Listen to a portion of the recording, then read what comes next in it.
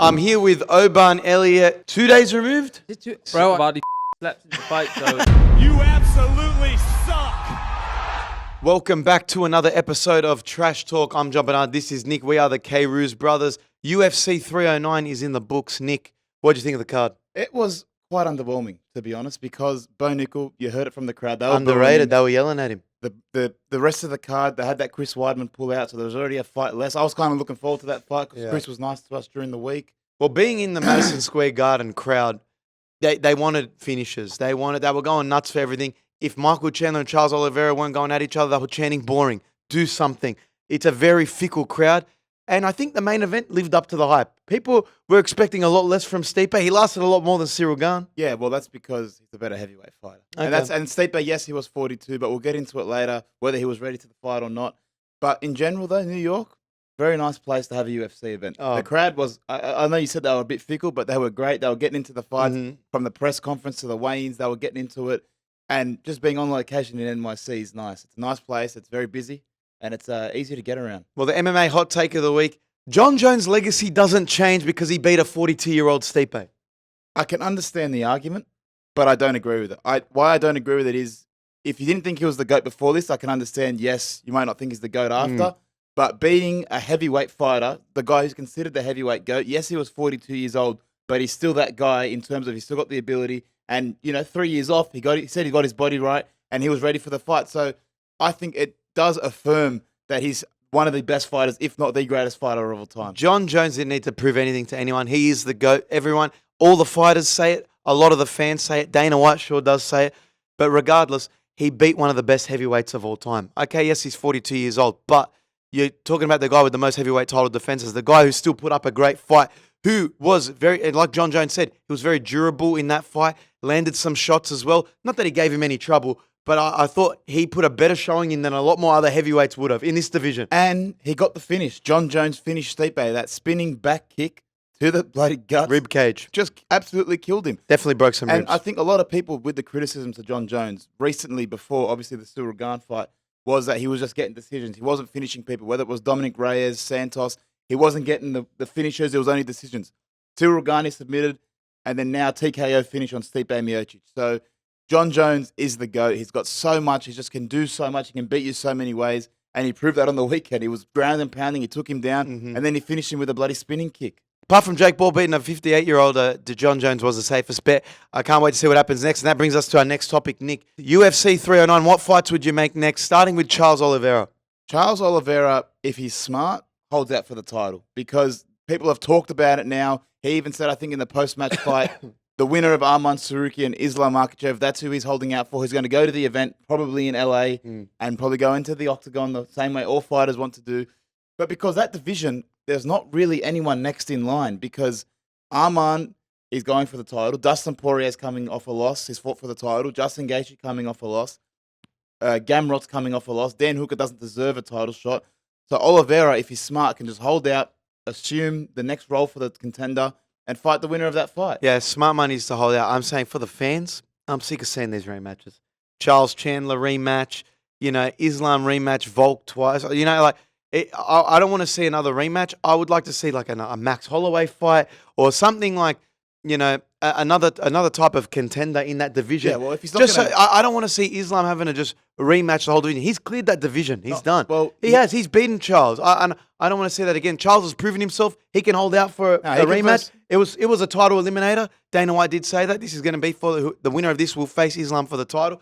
And Islam even went to Twitter and said, I'm keen to see what the result of this will be, because then you might get a chance at the gold again.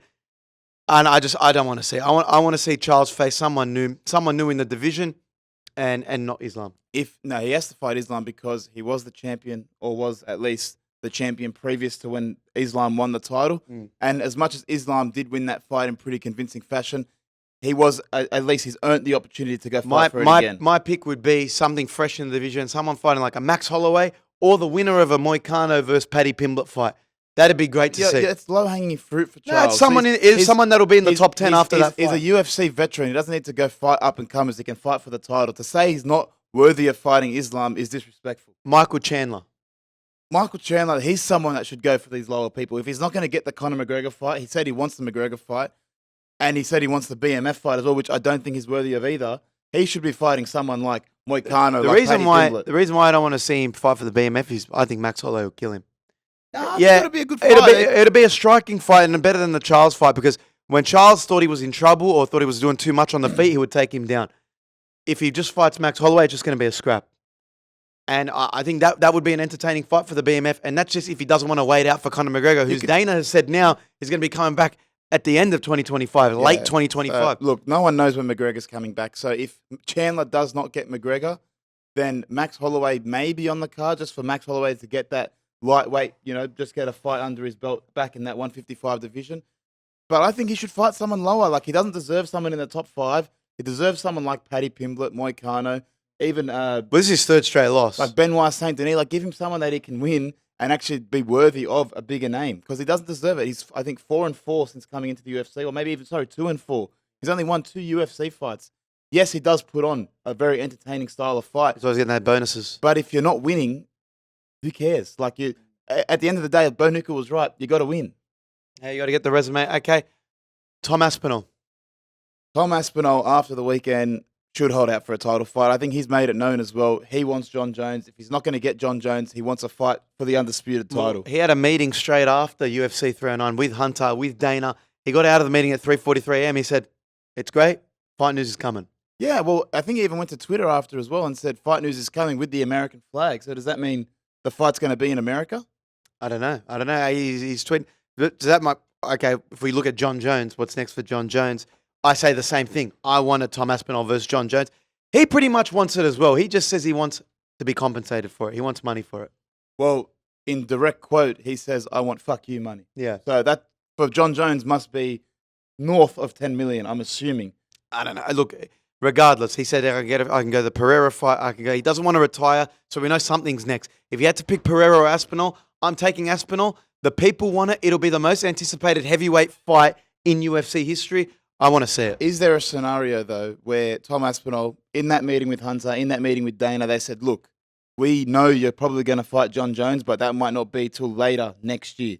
If you want to stay active and if you want to do us a favor, you could maybe fight an interim title fight again in early 2025. He wouldn't do it. Stupid. Like you said, why would Charles go for someone else and not hold out for Islam? Money. Why would Tom Aspinall try and potentially lose his interim title and risk a huge fight against John Jones? This will be, look, apart from Conor McGregor's eventual return, this will be the biggest UFC fight of the year easily. Yeah, I can understand that because John Jones is the greatest of all time and it's a possible dethroning moment of the GOAT.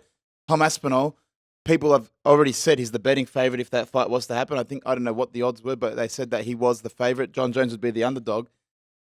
But I don't know. I think like Tom Aspinall, he does need to stay active. You don't want to be someone, especially in your prime. He's entering his prime. I think he's 30 years old. You don't want to be taking a year off. He fought in August in Manchester.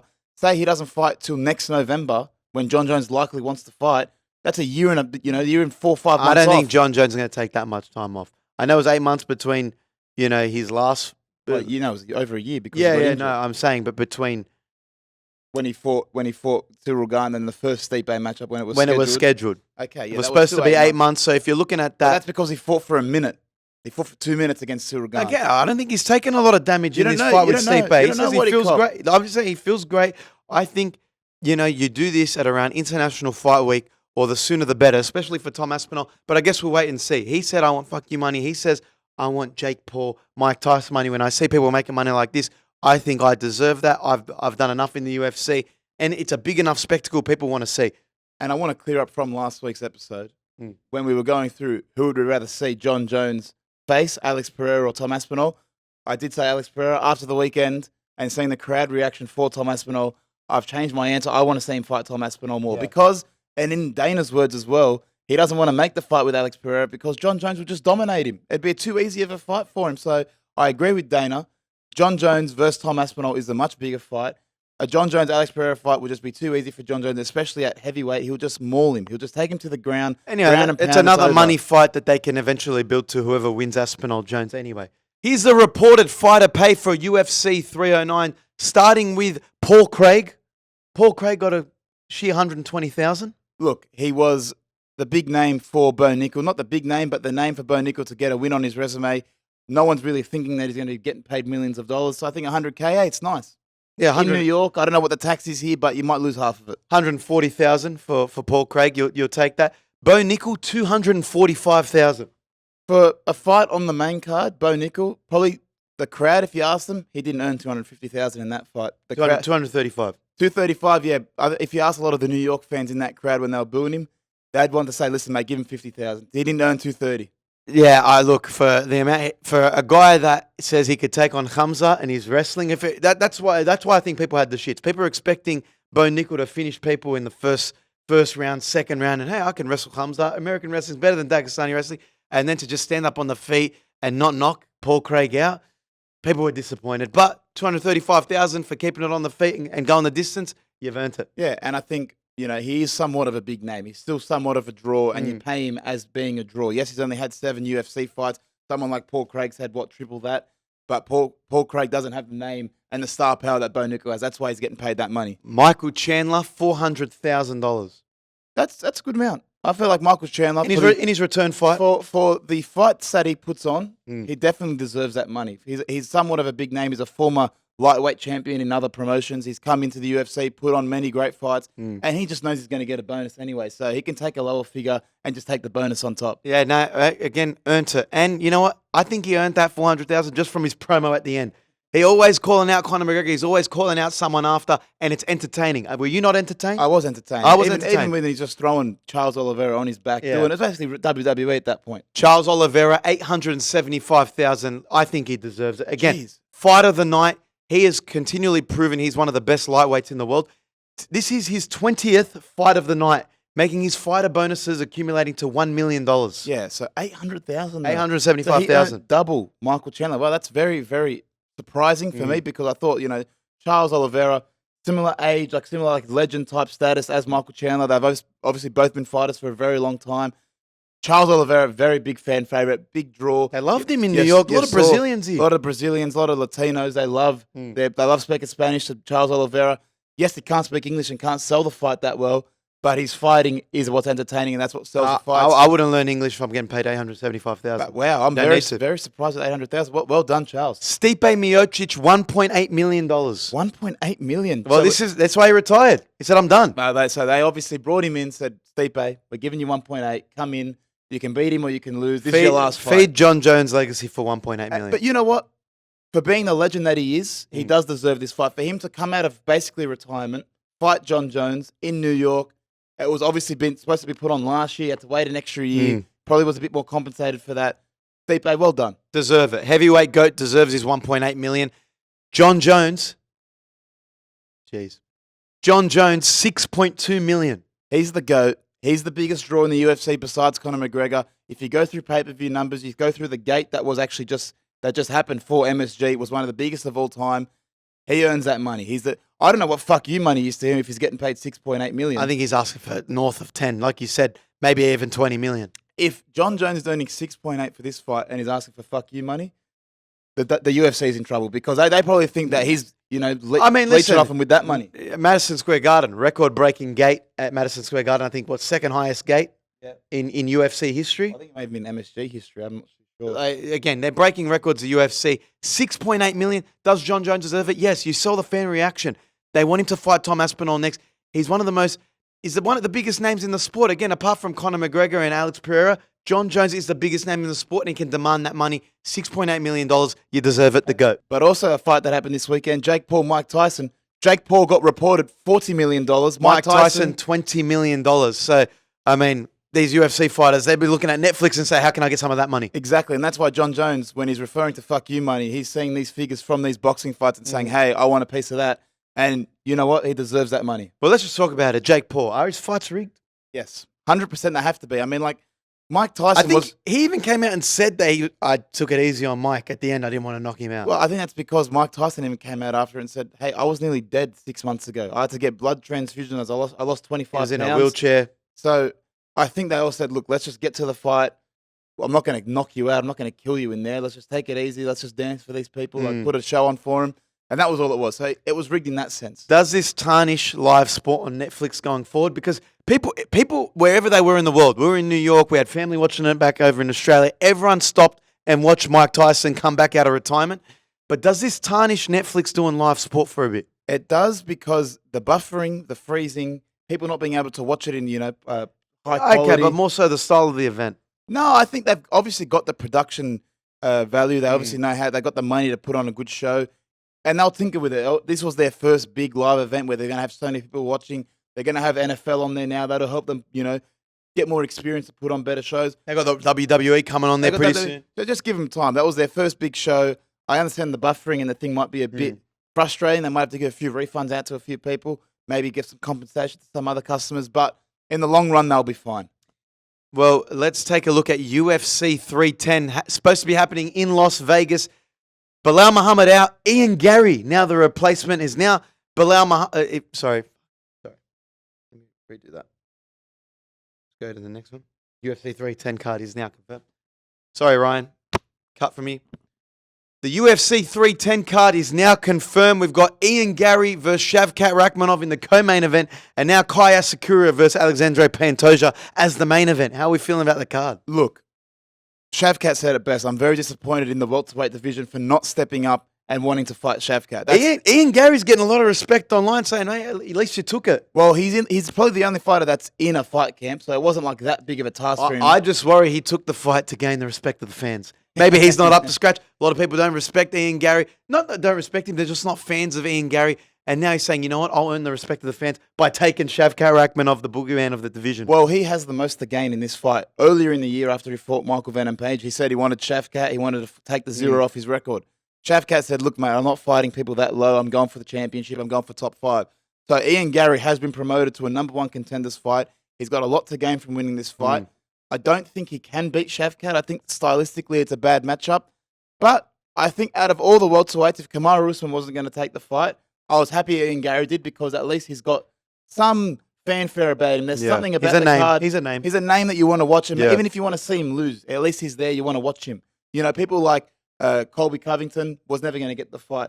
Even further down the card, there's people that could have versed Shavkat, but it just wouldn't have lived up to the hype that you want it to. Yeah, well, like you said, it's going to be a number 1 contender. Bilal Muhammad is out, but not long enough for it to be an interim title fight. So I guess we'll wait and see. Who do you have in that? I think I take Shavkat as well. Shavkat, I'm going to put my house on him. Just you know what I'm going to say? Shavkat by decision. I know it's going to be a 5-round fight. Yeah, I think he gets a stop. I think Shavkat knows how to get a stop. I'll take Shavkat by submission early. Kaya Sakura versus Alexandre Pantoja. Now, this is my hot take of this. I think the UFC want Kai to win. Kai getting a title shot in his first fight of the promotion. I know he's very famous over in Japan, but I think the UFC want him to win so they can take an event over to Japan with him being the flyweight champion. Yeah, I agree with that, because they're always trying to go to different global markets. Japan, obviously a very big untapped market. They want to put on a show there. One of the most advanced countries in the world. But for Pantoja and Asakura, doesn't deserve to be a main event. We saw Usyk versus Pantoja, main event Brazil. People said it was one of the worst cards of the year. I'm scared that might be December now, because when you have, what are they, featherweights, flyweights? Flyweights main eventing a UFC event. Doesn't usually end well. It's not that exciting. So I think Shavkat versus Ian Garry is the unofficial main event. Yeah, I know, but it's going on at Co. What do you think about Aljamain Sterling going up against Movsar Evelev in the prelims? Yeah, I don't get that. It's very confusing, because Aljamain and Evelev are both ranked fighters. Evelev's, I think, 5th. So if you have a top 5 ranked fighter on a card where it's not the most stacked card, you're putting them on the prelims, I think someone's obviously not happy with one of those fighters, and that's kind of like a punishment. Well, Nick Diaz is off the card officially, and we've got Gane versus Volkov, which I think will hopefully be fight of the night. So UFC 310's coming up down the line. I think 2 weeks from now we'll be doing Fight Week. We'll give our Fight Week prediction and our best multi. So make sure you stay in tune at Jon-Bernard K on Instagram and at Kairouz Bros on YouTube for our best predictions and our multis. We've got guest fighters coming on. We just had Tom Aspinall do a post-UFC 309. We did a fun off-the-record with him. Now let's go to the interview we just did with Oban Elliot, the Welsh gangster. Great fight on the weekend. Very entertaining character. I'm getting behind the Welsh gangster. He's a big WWE fan. Let's take a look at the interview. I'm here with Oban Elliot, 2 days removed from his knockout at Madison Square Garden. Now, Oban, what does it feel like to tick off the childhood dream, knocking out someone at Madison Square Garden? Mate, it is just every bit as cool as it sounds. It's fucking unbelievable. Have you slept? You haven't slept much. What have you been doing to celebrate? Just been drinking a lot of beers, eating a lot of chicken tenders in the buffalo sauce, I planned. drinking a bit of Oban whiskey in the Liberty NYC. Shout out the Liberty. They looked I after us. saw that on the story. They looked Oban after- whiskey. Yeah, they looked after us yesterday, mate. We fucking drank a lot and they looked after us. So fair play. You're decked out in the TKO gear. You got the jumper on, the puffer jacket on, the hat on. I think they're getting behind you, the TKO machine. Mate, the TKO machine. I'm the fucking TKO dream. I'm fucking WWE, UFC super fan yeah. that is also a fighter. Yeah, it just so happens I got into the UFC at the right time for me. It's like it's like it was already written the way it's all kind of unfolded, mate. And it's the perfect time for me to be with the TKO merger and amazing, fucking 100%. amazing. You're talking to a WWE lifer. We love Yeah. it. We've grown up on it, and we're Yeah. big UFC guys now. It's an honor to interview you. I know you're going to go on to do great things. What has been the highlight apart from the fight? Obviously, getting your first TKO in the UFC. Yeah. What's been the highlight in New York City? Oh, mate.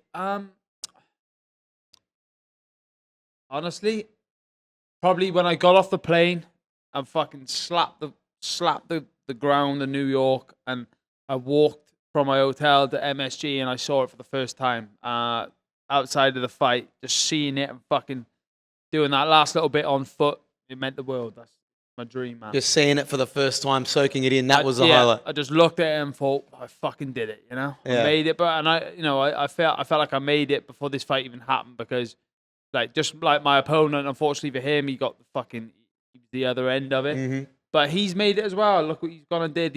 He'll be a legend forever because he's fought in the Mecca, and that can't be understated. Yeah, you get written down in the history books for sure. Yeah. You've mentioned 2 years ago you were flipping chicken at Nandos. Yeah. What's the go-to Nandos order? I get the fucking the double chicken wrap, A double chicken wrap? cheese and pineapple. Yeah, I'm more of a whole chicken guy. Very nice, though. Yeah, the double chicken wrap, cheese and pineapple, medium spice with peri salt chips and rice. Very nice. Now, the reason I mention it, Nando's 2 years ago to fighting at Madison Square Garden. What's your advice to people that want to crack it into the UFC? I mean, it's a quick 2 year turnaround to be fighting on a pay-per-view at Madison Square Garden. Fucking hell, mate, isn't it just? I just say if you want to get some, if it's not the UFC, if it's anything, if you want to get somewhere, just keep knocking that door until it opens. Don't stop. Don't stop. Just don't take no for an answer. If you want to do something, you'll fucking do it. You know If what you I have mean? a goal in mind, you will attain it. You will do it, mate. Yeah, and it doesn't matter. People will say you can't do it and all of that, and just tell them to get fucked. I like it. He's got the Aussie slang down pat. Tell him to get fucked, cunt. There you go.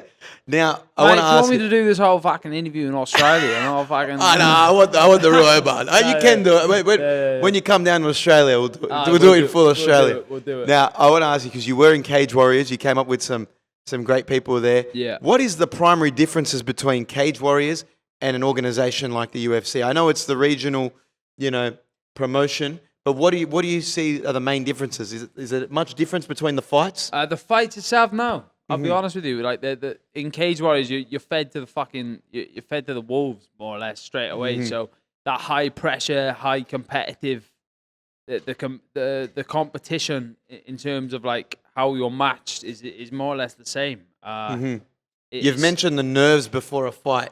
You're nervous, on the Contender Series. You're nervous in the first probably 2 fights here in the UFC. Yeah. Why do you think that is? You're just on a bigger stage? Your bigger stage, you like I said about knocking that door down, you knock it for long enough, you want it to open, but when it opens, you're like, oh, fuck, I've asked for this. Can I cut it here? You don't know until you do it. And I've had 3 fights this year in the UFC. I've won them all. I've dominated them all. So I guess... this being the pay-per-view at MSG, that helped because I just felt it was a dream come true.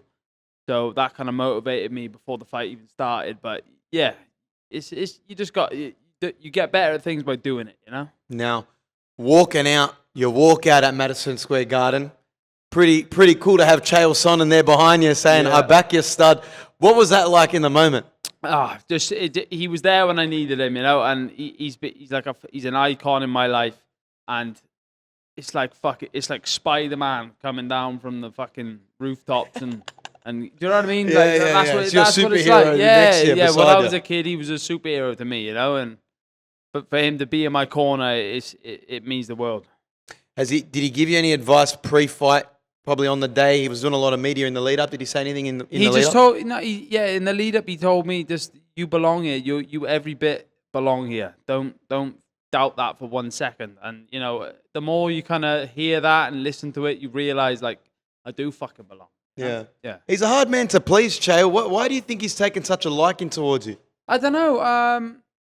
Probably maybe because I cut my promos in the similar way that he did, perhaps because of that's kind of where I got it from. Or maybe just what's the saying? Real recognizes real. Yeah. Perhaps, yeah. It's someone good to have in your corner for sure. Without a now, doubt. UFC London Fight Night just got announced. After the fight, you said, "Look, I'll most likely be on that card." Yeah. Is there anyone you see that you could face on that card? I'm not lying to you. Nobody springs to mind in particular. You know. You wouldn't mind if you were on it? I mean, I think you're in the good books of the matchmakers. You wouldn't mind being on there? No, at the O2 Arena? I'll do what they say, of course. I'll fight where they need me. But yeah, in terms of particular opponents, I'm just focusing on myself, and whoever it may be is the next guy. And nobody is special enough to be called out. Okay. I like that. Now, you've ticked off some pretty big arenas, pretty big pay-per-views, Madison Square Garden being one, Honda Center. UFC 312 Sydney. Any thoughts about getting down to Australia? Mate, I'd fucking love to do it. I don't know time-wise if I can put the training camp in. You know, got to let my body rest. Even though I'm unscathed from the fight, it's your nervous system, your mind, it needs a little break, you know? And then by the time the new year comes around, we'll be like 5 weeks from the fight. I did that last year in Anaheim. I trained throughout Christmas and New Year. I was in training camp from the middle of December. So I think that's a little bit too soon, unfortunately, but I would fucking love to be there. Hey, down the line, I think we got a couple more in Sydney or Without in Perth. It'll be great to see you there. Now, you said some superstitions that you have. Yeah. Okay. That you don't want to go somewhere if you're not invited to by the UFC to have a match up there, or you want to earn your way there. Pretty much. Yeah. That's a superstition of yours. Without a doubt, I feel like if you want to be a part of something, you don't want to buy the ticket. You want to be put there. You know, that's the way I feel. That's the way I've always thought. Now, do you have any other superstitions? Like, and I'm talking maybe pre-fight. Do you do anything? I know you carry a flag in the pocket. That's a big one. What are any other superstitions in the lead up? Could be in training camp. I wouldn't say training camp. I just say a prayer before I leave my house. When I go to the fights, I say a prayer. I in front of a big photo of my family. Mm-hmm. I have this bag of like superstitious items that mean something to me, and I feel like that gives me a certain fucking guidance from above. That's genuinely how I feel. Yeah, that's awesome. That's awesome. Now, yeah. Being here in New York City, do you feel like you can conquer the world now? Like, I mean, you've ticked off Madison Square Garden, childhood dream of yours. You're a WWE fan. You know how prestigious that venue is. How are you feeling right now in terms of motivation? Mate, you get the nail on the head. I feel like I've already took the fucking world on, man. Yeah. I feel king of the world now. Mate, Madison Square Garden, as iconic as it is, a lot of people will freeze in that, but I relished in it. The bigger the occasion, the brighter I shine. Yeah. So I feel like the world is mine, bro. Now we're looking down the line here. I don't want to, say this is going to happen tomorrow, but I assume you're like me, big WWE fan. Yeah. I got the DX shirt on. Nice. You want to have a match in WWE? Without a doubt, bro. It's the ultimate goal. You want to do an angle. You want to be involved in a storyline. You don't want it to happen too soon, though, because you're kind of locked in on the UFC right now. But is that something you want to do down the line? You want to be a part of the WWE? Without a doubt. And I want to be a big part of the WWE. I want to have a career in the WWE. But, of course, like you say, that's down the line. In the meantime, could I have some matches? Could I feature in some storylines? Could I get the ball rolling? Of course. Mm-hmm. But, yeah, without a doubt, I want my career to end in the WWE. Yeah, you got a bit of a relationship going there with CM Punk. You've spoken to Hunter Hearst Helmsley, Triple H. Yeah, what's the conversations been like? Have you kind of told him, listen, I'll be here down the line? I told him straight away. I said, I'd love to wrestle for you one day. And he was all ears, and we had a great conversation about visiting the performance center. Nice. Yeah, we had a really, really good. Have you ever taken a bump? Well, I guess in the fucking ring, in the cage, you know, On like your back, yeah. But of wrestling, like the actual art, the sport of it, outside of professional wrestling, like amateur wrestling, you're taking bumps all the time in them sparring rounds. So mate. you wouldn't be opposed to taking a spot or here and there. Oh, I love it. Yeah. Honor of mine, man. That's awesome. Yeah, That's yeah. awesome. Now, being a wrestling fan, I have to ask you, what's your WWE Mount Rushmore? Surely you've thought about this throughout time. You got to put Punk in there because You got Punk in there? I got Punk in there. Wow, okay. Because number one, he was his own entity outside of that mold that kind of ruled it. He wasn't the Hulk Hogan's or the... He wasn't some 6'10", beefy, meaty man, yeah. He was his own entity, and to rise and become one of the greats like he did without even fitting that mold, he's got to be in there for me. You got to put Hogan in there. I think you've got to put Ric Flair in there, and I think you've got to put The Rock in there. So out of Rock, Austin, Cena, you're going to squeeze The Rock in there last? I think so. Yeah. And he's still doing it. He's And still when you doing say it to this greatest day. of all time, you got to pick of all times, and I feel like Hogan kind of set the world on fire. Flair of all time wrestled into his 50s. So did Hogan, in fairness. The Rock's doing the same, and I think Punk, because not just because he's my friend, but how he managed to excel without being in that typical mold. I feel he should be on there. I like it. Very, very honest. I think I would have mine a bit changed. I like how you have Punk in there. Yeah. But yeah, I think I've got to squeeze Steve Austin in there just for the Attitude Era. Yeah. For the I know. Attitude Era. And you can be a top 5. You can be a top. I think maybe you swap The Rock and Austin. They're interchangeable. Now, you're 26 years old, still very young. You're a baby in terms of UFC terms, right? What do you want to achieve in the UFC by the time you're 30? I want to be the champion. Yeah. And I know after last night, I know I can do it. There's no rush, even if it's before. I think by the time I'm 30, that's giving me plenty of time. I can do that. 4 years, you've achieved a lot in a I year already. I can do that. I can do that. Now, I want to get your thoughts on just a few things that have happened while you were fighting. Ian Garry got announced as a co-main event of UFC 310. He's up against Shavkat Rakhmonov. How do you think that fight plays out? And I know you kind of came up with Ian. How do you think that fight plays out? Mate, I think Ian could be too sharp for him. I think Really? And he can get Shavkat on the outside. He can frustrate him. I think Ian could use a bit of his wrestling just to confuse Shavkat and keep Shavkat at bay with his vicious finishing ability. I think Ian could come out on top there. Yeah, by decision, you think? But decision, or he could, or the hunter could become the hunted, and Ian could catch him. But I think Ian can do it. Yeah, I believe in him. You've mentioned throughout the week that you and him kind of came up together. Yeah. And you would always see him from afar when he kind of made it in the UFC, and you were off still trying to make it. Still flipping chicken. Yeah. Now, with that in mind, do you think, like, as an athlete, you need that kind of, not envy, but kind of like someone to aim towards? If he can do it, I can do it. Without a doubt. But you use the word envy there. And it's very easy to become envious of somebody in that position, or you can use it you can respect it and use it as motivation, and have no envy towards it. Respect it, tip your hat, and motivate you to be there one day too. And that's what I did there, because like I said, me and Ian were in touch on the way up. And when he got up there, I was super happy for him. I was proud of him. And I guess, subconsciously it spurred me on to make sure I got there too.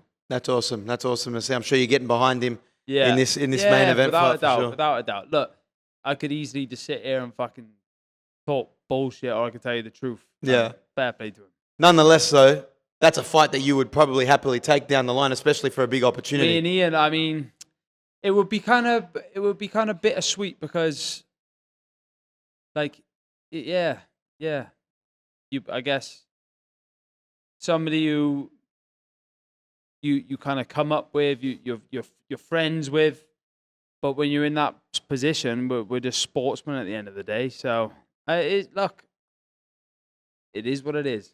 Now, where do you sit on the Tom Aspinall versus John Jones? Do you want this fight to happen? Yeah. You think John Jones is avoiding him? Where do you sit in this? Nah, I think Jon Jones just selling it and making the fight bigger. And he's done a great job. 100% he has. Because, everybody wants to see that fight now. So, yeah, without a doubt, I think Aspinall does it as well. You think Aspinall gets him? Yeah, I think Aspinall gets him. Just the younger, hungrier cat? And just, am I biased again? I don't know. But I feel like it's the UK versus the fucking world, mate. Yeah. Well, mate, we can't wait to see it. I want to say thank you for your time. Cool. Can't wait to see what you do next, where it is next. But obviously someone to watch and keep an eye on because he's taken over. Thank you very much, mate. Yeah, It's Oban Elliot, great to thank talk you. to you, mate. And all the best. I can't wait to come to fucking Australia. I can't. There you go. There you go. What a legend. And that's all for Trash Talk this week. Thank you for tuning in. Make sure you subscribe to @Kairouz Bros on YouTube. We've got a preview show coming up. We're also in the US for another week. So let us know which fighters you want us to interview, possibly in Las Vegas. But that's all from us. Back to you in the studio, Ryan.